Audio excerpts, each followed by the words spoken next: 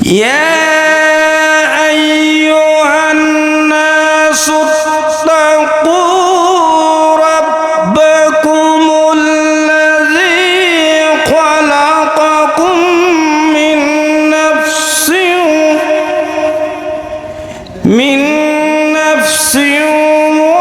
واحدة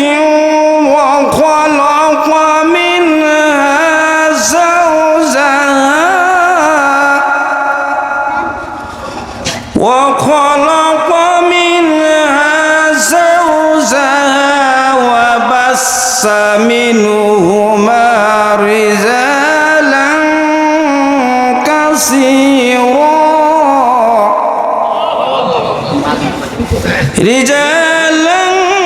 كثيرا ونساء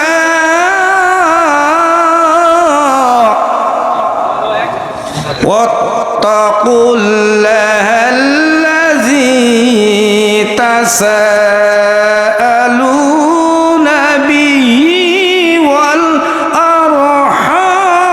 والأرحام إن الله كان عليكم رقيبا আল্লাহ তাআলা পবিত্র কোরআনে নারীদেরকে সম্মান দিয়েছেন। আমি জাহিলিয়াতের জামানায় নারীদেরকে গরু ছাগলের মতো বাজারে বিক্রি করা হতো। আল্লাহ তাআলা পবিত্র কোরআনে 114টি সূরার মধ্যে আর রিজাল নামে কোনো সূরা নাজিল করেন নাই, আর নিসাউ নামে সূরা নাজিল হয়েছে। চিল্লাই বলেন সুবহানাল্লাহ।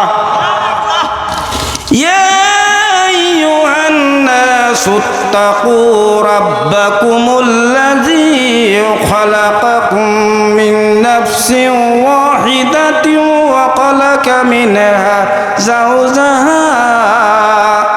আল্লাহ তাআলা বলেন, হে মানব সমাজ, তোমরা তোমাদের পালনকর্তাকে ভয় করো, যিনি তোমাদের একজন মাত্র ব্যক্তি থেকে এবং তার সহধর্মিণী আদম আলাইহিস সালাম থেকে পৃথিবীতে অসংখ্য নরনারী সৃষ্টি করেছেন। চিল্লায় বলেন সুবহানাল্লাহ।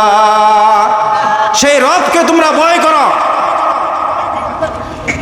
এই আল্লাহ তাআলা একজন ব্যক্তি হযরত আদম এবং তার সহধর্মিণী হাওয়া আলাইহিস সালাম, তাদের দুইজন থেকে পৃথিবীতে অসংখ্য নরনারী সৃষ্টি করেছেন। চিল্লায় বলেন সুবহানাল্লাহ।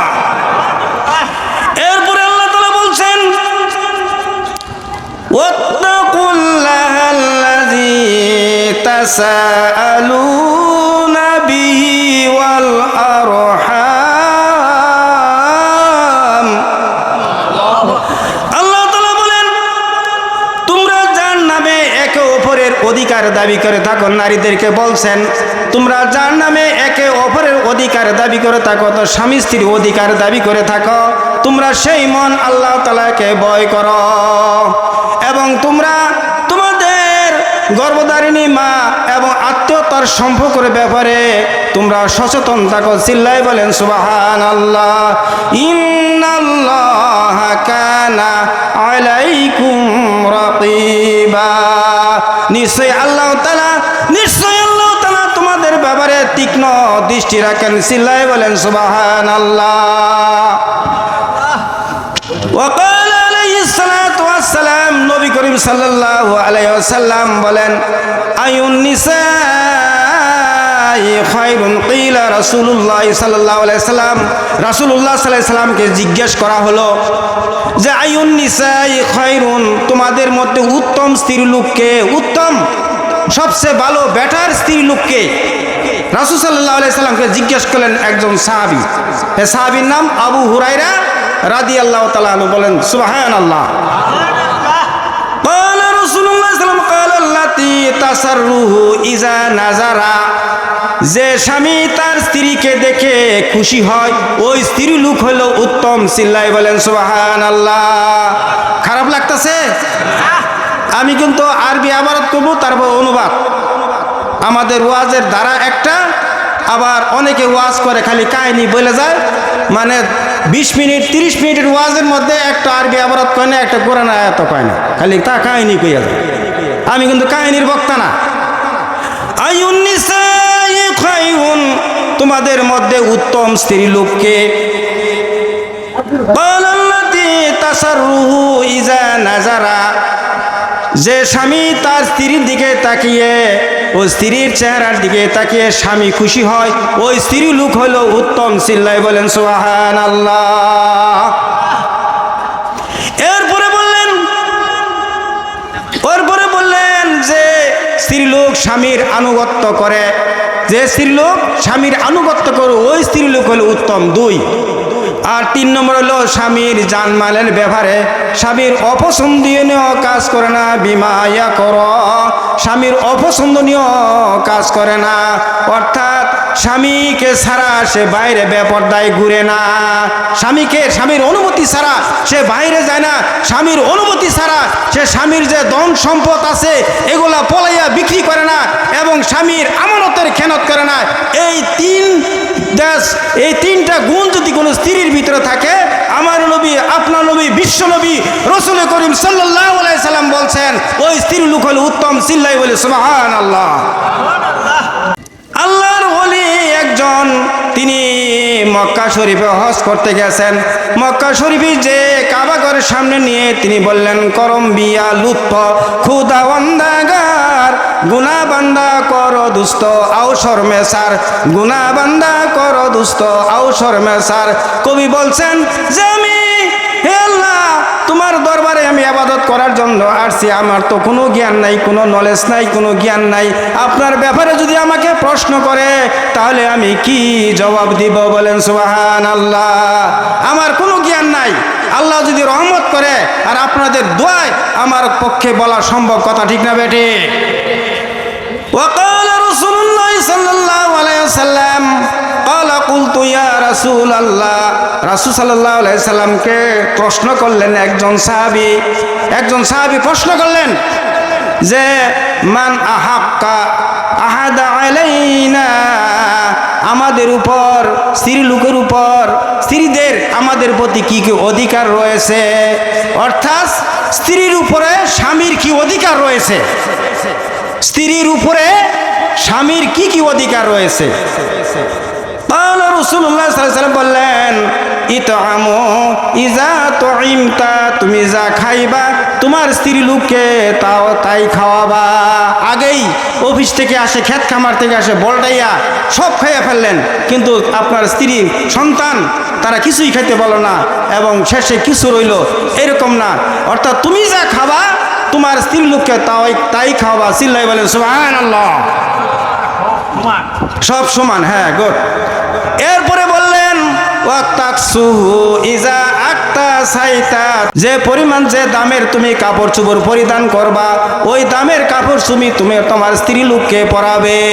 যে মানের কাপড় তুমি পরিধান করবে, তুমি ক্রয় করবে, তোমার স্ত্রী লোককে ওই সমপরিমাণ, মানে টাকার পরিমাণ কাপড় চোপড় পরিধান করাইতে হবে। বলেন সুবহানাল্লাহ। কয় নম্বর গেল? 2 নম্বর, একটু মনে রাখবেন। এরপরে 3 নম্বর হচ্ছে ওয়ালা তাদরিবিল ওয়াজহা, তোমার স্ত্রী লোককে রাগ করলে কখনো তার মুখমণ্ডলের উপর প্রহার করবে না। মুখের মধ্যে চড়াইয়া লাল বানায় হালায়, কথা ঠিক না বেটি? 2 হাত দিয়ে চড়াইয়া স্ত্রী লোকের মুখ একের লাল বানায় হালায়। রাসূল করিম সাল্লাল্লাহু আলাইহি সাল্লাম বলছেন ওয়ালা তাদরিবিল ওয়াজহা, তোমাদের স্ত্রী লোকের মুখমণ্ডলের উপরে প্রহার করবে না, কথা ঠিক না বেটি? এরপরে নবী করিম সাল্লাল্লাহু আলাইহি সাল্লাম বললেন 4 নম্বরটা ওয়ালা তুকাব্বি, তোমার স্ত্রী লোককে কখনো অশ্লীল ভাষায় গালিগালাজ করবে না। বাপ মা তুইলা গালিগালাজ করে তোর বাপের 14 গোষ্ঠ ওটা খাইছি কিছু, এনো আইয়া বিয়া হইয়া আমার সাথে তুই কিছু খাইতে পারতাস, এরকম গালিগালাজ করে না। আমাদের এদিকে করে, আক্তা ওই সাইডে মনে করে না। ওয়ালা তুকাব্বি, তোমার স্ত্রীর লোককে অশ্লীল ভাষায় গালিগালাজ করবে না। কে নিষেধ করছে এটা? আল্লাহ না রাসূল? আল্লাহর রাসূল সাল্লাল্লাহু আলাইহি সাল্লাম নিষেধ করছেন। এরপরে বলছেন 5 নম্বর হলো ওয়ালা তাহাজুর ইল্লা ফিল বাইত, তোমার স্ত্রীর লোককে তোমার গৃহ ব্যতীত অন্য কোনো জায়গায় সম্পর্ক সেট করবে না। অর্থাৎ স্ত্রী লোকের সাথে যদি কোনো সমস্যা হয়, ঝগড়া বাজে, তাহলে তুমি তোমার ঘরে গৃহের ভিতরে এটা সমাধান করবা, বাইরের লোক যেন না জানে, বাইরের লোক যেন না জানে, তোমার গৃহের মধ্যেই সমাধান করবা। তাহলে এই 5টা এই পুরুষের দায়িত্ব স্ত্রী লোক বলবে, কথা ঠিক না বেরে? আসমা বিনতে আনসারিয়া রাদিয়াল্লাহু তাআলা আনহা থেকে বর্ণিত, তিনি বলেন মাররা বিন নবিয়্য সাল্লাল্লাহু আলাইহি সাল্লাম, নবী করিম সাল্লাল্লাহু আলাইহি সাল্লাম আমাদের পাশ দিয়ে অতিক্রম করতেছিল। আমরা কয়েকজন সমবয়সের নারী রাস্তার পাশে বসেছিলাম। আসমা বিনতে আনসারিয়া রাদিয়াল্লাহু তাআলা বললেন যে আমরা কতিপয় মহিলা সমবয়সের রাস্তার পাশে বসেছিলাম। ফাসাল্লামা আলাইনা, রাসূল সাল্লাল্লাহু আলাইহি সাল্লাম আমাদেরকে সালাম দিয়ে বললেন, ইয়া কুন্না মুকরিনিন, তোমরা সদাচারী স্বামীর নাফরমানি করা থেকে বিরত থাকো, সদাচারী স্বামীর নাফরমানি করা থেকে বিরত থাকো। রাসূল সাল্লাল্লাহু আলাইহি সাল্লাম সেই আসমা বিনতে আনসারিয়া রাদিয়াল্লাহু তাআলা আনহা বললেন, তোমরা সদাচারী, যে স্বামী তোমাদেরকে সারাদিন কাজ কাম করে, ব্যবসা বাণিজ্য করে, চাকরি করে তোমাদেরকে খাওয়ায়, সেই সদাচারী স্বামীর নাফরমানি করা থেকে বিরত থাকো। বলেন নাউজুবিল্লাহ, জোরে বলেন, আওয়াজ দিয়ে নাউজুবিল্লাহ। 1 নম্বর। 2 নম্বর হলো, তোমরা তোমাদের বাপের বাড়িতে অনেক দিন পর্যন্ত তোমরা কুমারী ছিলে, তোমাদের বিবাহ হয় নাই, তোমার বাপ মা অনেক খোঁজাখুঁজি করার পরে তোমাকে বিয়ে দিয়েছে, আল্লাহ তোমাকে একটা স্বামী দান করেছে। বলেন সুবহানাল্লাহ। আল্লাহ তাআলা একটা স্বামী দান করে, তুমি তোমার বাপের বাড়িতে কুমারী ছিলে, বাপ মা অনেক টেনশন করে খোঁজ খবর নিয়ে তোমাকে বিয়ে দিয়েছে, তোমার স্বামী হয়েছে। এই গেল 2। 3 নম্বর হচ্ছে আল্লাহ তাআলা সেই ঘরে তোমাকে সন্তান দিয়েছে, চক্ষু শীতল সন্তান, যে সন্তান দেখলে তোমার মন কলিজা ঠান্ডা হয়ে যায়, চক্ষু শীতল হয়ে যায়, এমন সন্তান তোমাকে দিয়েছে। তোমাকে এই সন্তান তোমাকে আল্লাহ তাআলা দান করেছেন। বলেন সুবহানাল্লাহ। কয় নম্বর গেল? 3 নম্বর। 4 নম্বর হলো, সন্তান দান করার পরে তুমি হঠাৎ করে ক্রোধান্বিত হয়ে, রাগান্বিত হয়ে বলে বসলা, তোমার কাছে আইসা কোনো শান্তি পাইলাম না, তুমি জীবনে আমাকে কোনো দিন শান্তি দিলে না, তোমার আমার মতো স্ত্রীলোক হওয়ার কারণে আমি তোমার সংসার করলাম, এরকম যদি বলে, ওই স্ত্রীলোক হইল অকৃতজ্ঞ, জাহান্নামী। বলেন নাউজুবিল্লাহ। কবি বলছেন, সতী সাধী করো সদাই থাকি দিজ জীবন, স্বামী ভক্তি করো সদাই থাকিতে জীবন। অনেক নারী ঠাট্টা করে বেগানার সাথে, আপন স্বামী ঘরে আসলে গাল ফুলাইয়া থাকে, অন্য পুরুষ দেখলে তারা হেসে কথা কয়, আপন স্বামী ঘরে আসলে গাল ফুলাইয়া রয়। কথা ঠিক না ঠিক? স্বামী ভক্তি করো সদাই থাকিতে জীবন, স্বামীর ভক্তি সতী সাধী করো প্রাণপ্রাণ। এই জামানার হাল চরিত্র যে সমস্ত দেখি, না বলিলে আল্লাহর কাছে আখেরাতে ঠিকই, অন্য পুরুষ দেখলে তারা হেসে কথা কয়, আপন স্বামী ঘরে আসলে গাল ফুলাইয়া রয়, আপন স্বামী ঘরে আসলে গাল ফুলাইয়া রয়। কথা ঠিক না ঠিক? খাবে পিবে নেক নারী পর্দার নিচে রবে, খাবে পিবে নেক নারী পর্দার নিচে রবে, স্বামীর খেদমত করিতে কবু না বলিবে। বলেন সুবহানাল্লাহ। তাহলে স্বামীর ভক্তি করতে হবে, আবার স্বামীরও স্ত্রীকে সম্মান করতে হবে, ইজ্জত করতে হবে। আল্লাহ তাআলা সূরা বাকারার 187 নং আয়াতে বলেছেন, হুন্না লিবাসুল লাকুম ওয়া আনতুম লিবাসুল লাহুন্না। তোমার জন্য তোমার স্ত্রী হইল পোশাক স্বরূপ, আর স্ত্রীর জন্য স্বামী হইল পোশাক। চিল্লায় বলেন সুবহানাল্লাহ। অনেকে বলে না যে স্বামীর পায়ে নিচে স্ত্রীর ব্যস্ত, এটা কি হাদিস? এটা জাল হাদিস। কি হাদিস? বলেন কি হাদিস? জাল হাদিস। আল জান্নাতু তাহতা আকদামিল উম্মাহাত, মায়ের পায়ে নিচে সন্তানের ব্যস্ত। চিল্লায় বলেন সুবহানাল্লাহ। আর স্বামীর বুকে হলো স্ত্রীর ব্যস্ত। চিল্লায় বলেন সুবহানাল্লাহ। হুন্না লিবাসুল লাকুম ওয়া আনতুম লিবাসুল লাহুন্না। আল্লাহ তাআলা স্বয়ং বলেছেন, স্ত্রী হলো তোমার জন্য পোশাক, আর স্বামী হইল স্ত্রীর জন্য পোশাক। আবারও চিল্লাই বলে সুবহানাল্লাহ। এরপরে আল্লাহ তাআলা বলেন ইয়া আইয়ুহাল্লাযীনা আমানু লা তাদখুলু বুয়ুতান গায়রা বুয়ুতিকুম হাত্তা তাস্তানিসু ওয়া তুসাল্লিমু আলা আহলিহা যালিকুম লাআল্লাকুম তাযাক্কারুন। আল্লাহ তাআলা বলেন ইয়া আইয়ুহাল্লাযীনা আমানু, হে ঈমানদারগণ, লা তাদখুলু বুয়ুতান গায়রা বুয়ুতিকুম, নিজের গৃহ ব্যতীত অন্য গৃহে প্রবেশ করো না। ওই গৃহবাসীর প্রতি সালাম প্রদান না করে, ওই গৃহবাসীর প্রতি অনুমতি প্রদান না করে নিজের গৃহ ব্যতীত অন্য গৃহে প্রবেশ করো না। নিজের গৃহ ব্যতীত অন্য গৃহে প্রবেশ করতে হলে ওই গৃহবাসীর অনুমতি নিতে হবে এবং সালাম দিতে হবে। কথা ঠিক আছে? আল্লাহ তাআলা বললেন যালিকুম খায়রুল লাকুম, ইয়া তোমাদের জন্য উত্তম, লাআল্লাকুম তাযাক্কারুন, যদি তোমরা এই উপদেশ গ্রহণ করো তাহলে ইয়া তোমাদের জন্য উত্তম।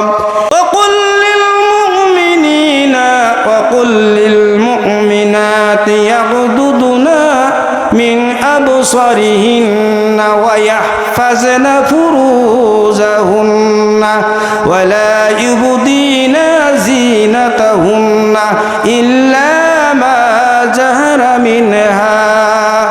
আল্লাহ তাআলা মুমিন নারীদেরকে আল্লাহ তাআলা বলছেন, হে নবী আপনি মুমিন নারীদেরকে বলে দেন তারা যেন তাদের রাস্তা দিয়ে চলার সময় তারা যেন তাদের দৃষ্টিকে নিম্নগামী করে এবং লজ্জাস্থানকে হেফাজত করে, এবং যখন তারা রাস্তা দিয়ে যাবে তারা যেন তাদের রূপসজ্জা প্রদর্শন না করে।